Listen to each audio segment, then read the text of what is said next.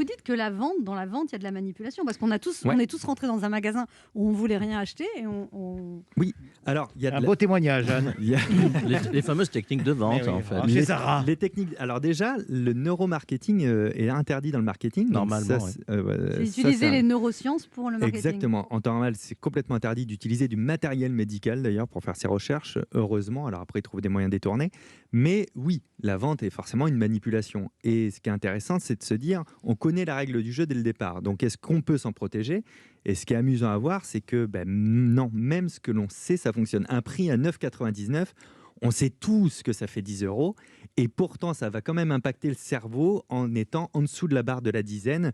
Et donc, si on avait un budget de 7 €, on se dit oui, bon, ça va, c'est pareil. Alors que s'il avait été à 10 €, on ne se le serait pas dit. Donc, c'est beaucoup de techniques de manipulation qui sont intéressantes à connaître.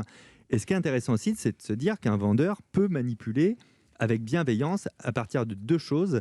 C'est s'il ne ment jamais sur ses intentions, s'il ment jamais sur les données qu'il va dire, et il donne la possibilité d'avoir un libre arbitre facile, de dire oui ou non facilement. Par exemple, mais moi, si on me dit, je peux vous aider, déjà, ça m'énerve, j'ai envie de ressortir. Eh oui, c'est Oui. pas une cliente facile, Alors, vraiment. Hein. mais c'est vrai que c'est pas une bonne technique. Moi, je le vois beaucoup, ça, quand je vais dans les magasins où on me saute dessus. Et je pense vraiment que ça fait l'inverse parce que du coup, on va tous prendre le libre arbitre qu'on a facilement à ce moment-là de se dire non, j'ai besoin de rien et je regarde. Alors qu'en fait, souvent, on a besoin d'un vrai bon conseil pour un Ouais. achat. Mais Et qu'est-ce que vous conseillez aux vendeurs, enfin, là, quand ça va réouvrir, qu'est-ce qu'ils doivent dire dans les magasins s'il ne faut pas dire en fait, je peux vous aider alors, d'être on dit très quoi disponible, en fait, de se montrer disponible, de pas se montrer occupé en train de faire la gueule dans un coin, mais plutôt souriant et en pleine disponibilité.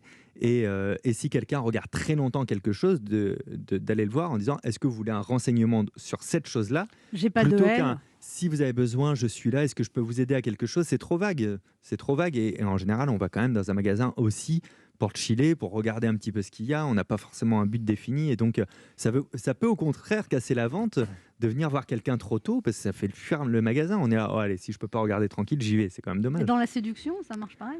Ah, ça faisait longtemps. Ça. Ah, il faut se montrer disponible. Est-ce que je peux vous aider? c'est ça. Peut-être que sur la gueule dans un coin. Bon, si vous regardez longtemps, vous dites est-ce que vous voulez un renseignement sur une J'étais caractéristique? là pour ça. chiller. Vous l'avez en 38 ?